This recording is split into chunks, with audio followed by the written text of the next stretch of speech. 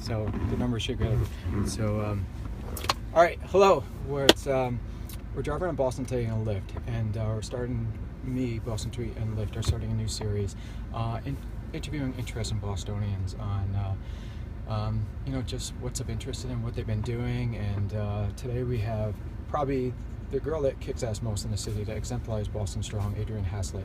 And we're going to ride around Boston and for about 10-15 minutes, and then go to Pavement Coffee afterwards, have coffee, hang out. And if you saw a tweet of mine earlier, we're giving away free coffee at Pavement on Gainsborough Street by Northeastern to anyone that has a Lyft app. So we're going to start. We're actually outside Adrianne's house, and we're going to pick her up, and then start driving around. So here she is. Hey there. How's it going? Good. It's so good to see you. Yeah, you too. Thanks for joining in our little fun experiment. Are you kidding? And being our first guinea pig. That's right. Miss it. I have to put the seatbelt on because I think people will start yelling at us if we don't have a seatbelt. Right. Well, safety first. Yeah, so thanks for joining us. So I just wanted to, kind of what I said, we're interviewing Adrianne Haslet, who I think is someone who kicks ass and exemplifies Boston strong more than anyone else. Thank you. That's so nice to say. Like I said, your 2016 has been tremendous. So you've had throughout the first pitch at Fenway Park, right? Yeah. Yankee Stadium too. Yes. I don't know about that one. Of course, you ran the Boston Marathon. Yeah. You and Patrick Downs were the first two Boston Marathon amputees to run the Boston Marathon. Yeah, go Patrick. Yeah. It was so awesome. Yeah, so cool. You climbed Cayambe. That was really close. Cayambe volcano in Ecuador just this past July. Yeah. Which is what, 19,000 feet? It's like 18,900, but always round up. Always round up, right? I'm no Anderson Cooper. My facts sometimes get off. But what else did you have? Been out in Seattle. Of course, you and I filmed a commercial for Maven. Did. That's probably your highlight of this year, right? It clearly, yes. And what else am I missing? Fred Astaire came into your life? Fred Astaire came into my life, my service dog. He's a Labradoodle. He's at school today. I think he should be skipping school with us. but he's at school. Yeah. So you ran the marathon. What was that like this year? It was amazing. It was everything I thought it would be, and then some, as I feel like is sort of cliche to say, right? It was amazing in the sense that, I'd been thinking about doing it for 3 years, ever since it happened in 2013. Did you ever want to run before then? No. Being a ballroom dancer my entire life, I had zero interest in running. I didn't understand why people would run 26.2 miles and sweat and like no makeup and no glittery bedazzled ball gowns, heels. Yeah, your hair isn't quite as beautiful as when you're dancing. No, it's like, and then I've seen the end of it and people want to pass out. I didn't It's get awful. it. It's a miserable thing. Right. I was like, twice. I don't understand it. I don't. Yeah. Well, you're a rock star. You twice. I'm a one and done. Maybe never say never. No. But I didn't understand it, and then everything changed, and the marathon became such a part of Boston and such a part of the core of this city. It was before, obviously, but even more so, I think, after 2013. Yeah. So I had made a promise. That's when I changed and said, I want to run this marathon. Yeah. So I was always a spectator and a fan, and sometimes a little too drunk. And then after 13, I was like, you know what? It's time to step up and do it. And for you, I think it's an amazing FU to those two scumbags that did everything as a way that you can't beat us. That's exactly what it was. It's a good way to put it. It was so amazing. And thank you.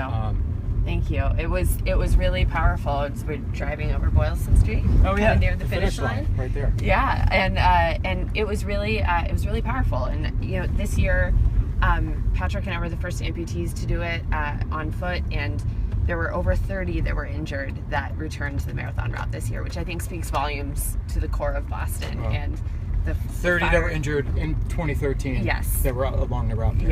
Yeah. Whether it was in a hand cycle or on foot that were injured, with there's so much hearing loss, varied injuries. As well.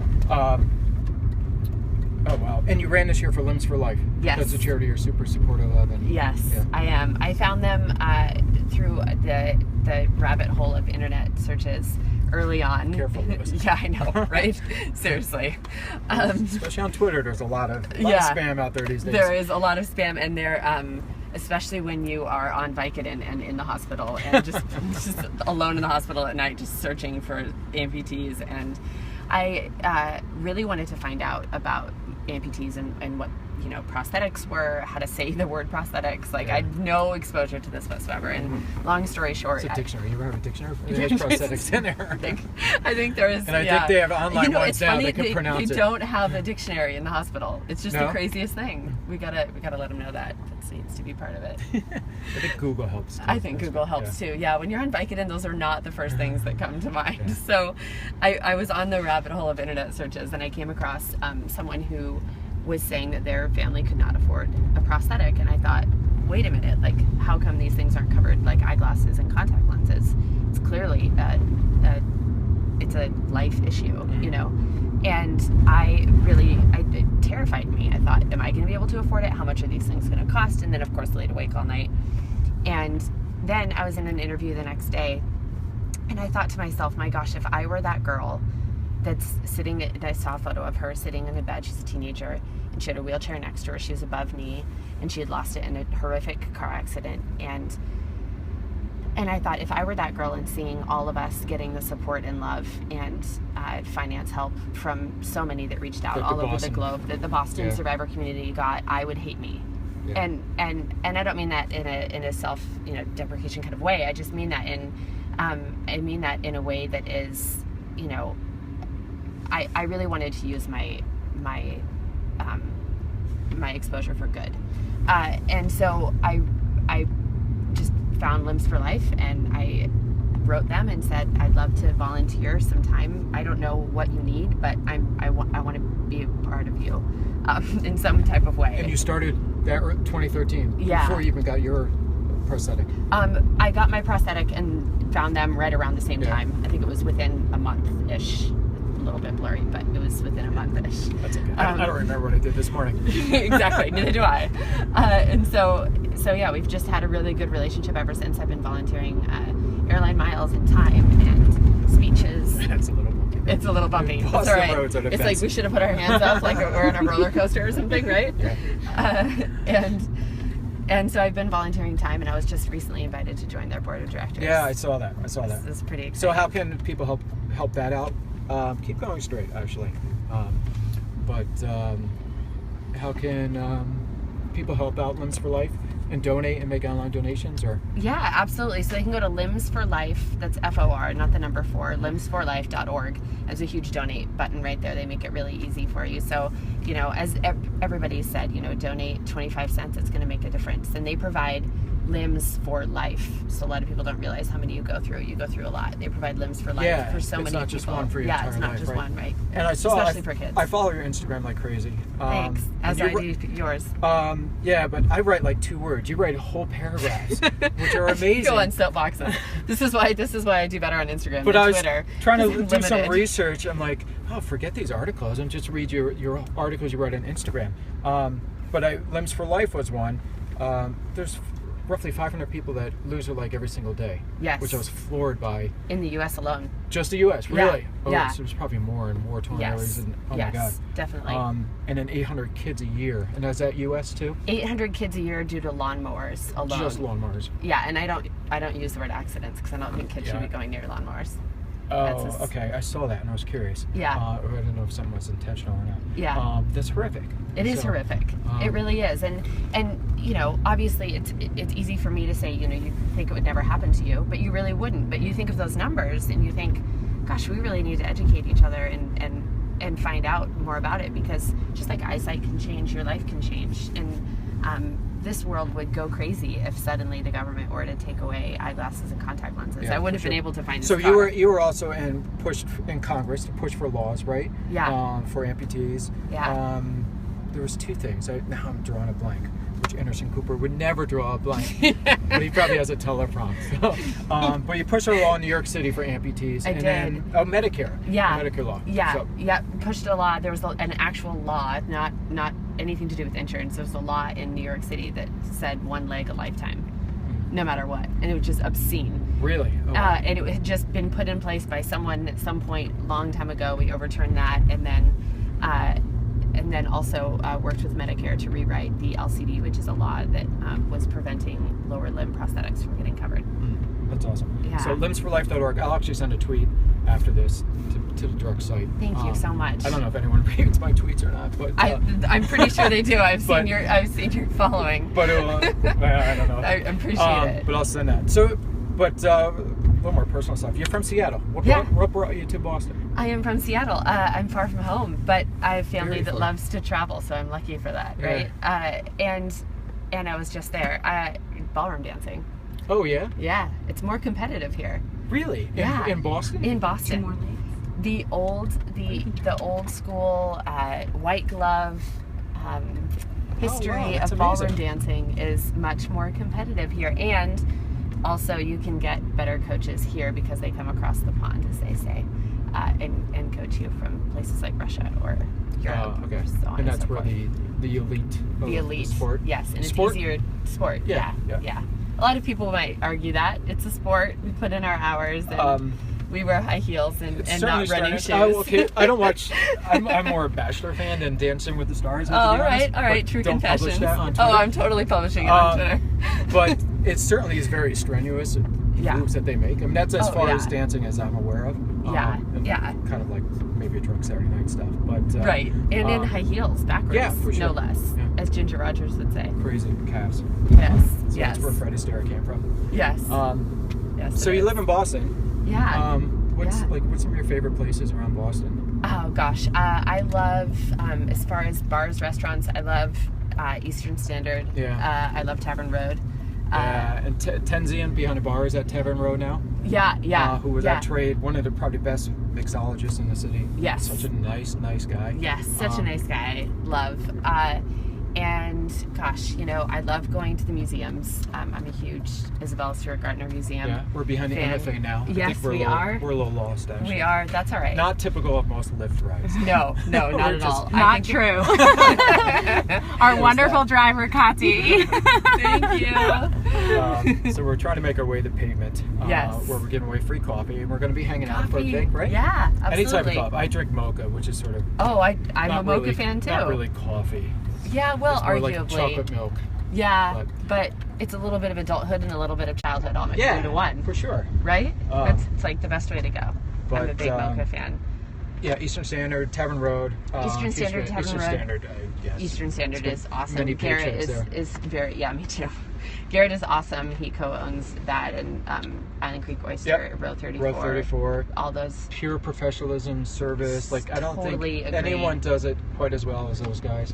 Agree. And just making everyone feel welcome, but not snooty and unwelcome if you're after a Sox game or something. Right, and also great place to go before or after a Fenway game. Like, it's nice enough to go for a really special occasion, but also cool enough to go in like your jeans and Fenway gear. Yeah, they have welcome me burger. in, which is a huge surprise. So you know they're a little. It bit is. back, so. I also really like. I love Public Garden. I love just hanging out in Public Garden, reading, writing. I never see you in there. Really? Yeah, I walk through the Public Garden all the time. I know. I see it on your it. Instagram, and I should just reach out to you, but that would be too easy. So I see it on your Instagram, and then I'll have just been there, and I'm like, it was literally just in that spot. Well, because the garden now is packed with the Pokemon Go players. Yes. So you can't tell who's who anymore. Is that just to prove how much time we spend on our telephones? Before it was. I mean, absurd. I can't really talk. I can't either. I mean, I make a job off Twitter. Yeah, I am definitely a social media addict, so I can't diss it. That has taken things to another level. And I was in a garden a couple weeks ago, and there was just hundreds or thousands of people, not kids, like all ages, just sitting in various spots, and they stand out like crazy. I know we're sounding like sort of old people. Yeah, Pokemon this Go. crazy video game business. What is this Pokemon stuff? What is this? I don't even know what it is. But yeah, I mean, it gets people outside. But yeah, the Public Garden is awesome. It's beautiful. They do a spectacular job. Yeah. We have palm trees in Boston, which is so unusual. So unusual, but we get to experience it all. Yeah, feel like we're in California. Yeah, the Emerald Neck Conservatory does an incredible job with all of the parks around Boston. So I'm a big fan. Anytime you can get outdoors.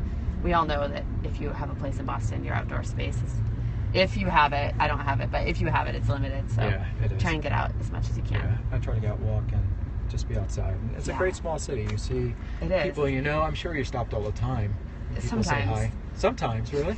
Sometimes. All the time. That means all the time. I don't know. You only sometimes. talk to Anderson Cooper when he's in town, right? Everyone else. Everyone else just whatever. But I'm a big fan of walking too. You know, I remember a time when I couldn't walk as often, so walking around the city now is I'm a huge fan. Yeah. Anytime you can walk around and see people you know and hang out, it's fun. Yeah, it's great. You never know what day will take you. So 2016, we're almost at pavement. 2016's been awesome. It's been really fun. Hiked the volcano. I saw you're running Dublin. What's that? I am running in Is that Dublin. a marathon? It is a marathon. I'll be doing the 10K there. I met a guy on the route, and he said if you finish, you have a ticket to Ireland to come run in my race. And I was like, what? And I had an email the next week, and he said, congratulations on your marathon. Here, come. Really? And now, Bobby Gibbs going. And 50 years. Yeah, 50 years of women running. I'm honored and excited, and I'll be helping And that's hand out December? medals. That is in December. It's a great town. It's I went 2 awesome. years in a row. I didn't really see outside. You should come run. Yeah, I would like to. Yeah, you I'll totally look should. into it. Yeah. But, It's Dublin on is the a it's on the place I'd go waterfront. into. It's beautiful. Yeah. Yeah, it's a great place. So what's in store after that? Nepal. So Nepal. really? Yeah. To Trek Nepal and make it more accessible to those that were injured in the earthquake. wow. Yeah. And when is that coming up? That is coming up on the 20th of September, so it's very soon. Oh. And And do you train through for the this 8th too? of Did you train August. for the volcano? I trained in for the Ecuador? volcano, yeah, which was awesome because it's 19,000 feet and we are at sea level. Yeah. Oh, so the Yeah. just the breathing. Yeah. Yeah, just the breathing alone is tough. You take a step and you take like 3 breaths, and you take a step and So you how do take you 3 train for breaths. that? I just put on my backpack and did my 3rd floor walk up like 5,000 Oh, really? times. That's it? Yeah, that's so it. not living in like a Michael Jackson air chamber or something No, like that? I would have if I'd known it would have helped. But I learned that altitude sickness is hereditary. So I was thankful that apparently I was okay. Huh. Who So knew? cool. Well, Yeah. you're such an inspiration. I met you for the first time in June with Yeah. George Foreman III, who's a He pretty is awesome such guy. an awesome dude. So you go to that gym, right? You're yeah, part of yeah, it. it's an awesome place. Yeah, it was very cool. But I think for Boston, you were just such an amazing inspiration. Thank and you. to just show, I mean, it really is a giant FU to the scumbags that disrupted the city and many lives. And Yeah. it is so cool. You could easily just not do anything and no one would ever blame you. But to just be out there front and center and doing a marathon for anyone is extremely difficult. I know I ran it. I've never climbed Ecuador, so I don't know that, but it looks pretty challenging. It is but pretty it's just challenging. awesome what you continue to do and keep moving and moving. Thank And you. thank you to your father for saying to step up the game. So hopefully 2017 is even bigger than 2016. Yeah, I'm going to need a really long vacation at some point, but I just keep loving what I do, so I'll just keep doing it, and especially for amputees to prove that they can do it too. Yeah, It's limbs, important. limbs for life. So, Yes, Thank you. exactly. Thank you so Yeah, much. It's been you're really awesome. fun. So- You're awesome. Yeah, Let's I go do don't know some. about that. Have some coffee. Oh, I know. Everybody knows that. All right, we'll cut it. Thanks all. Thanks. That was so fun.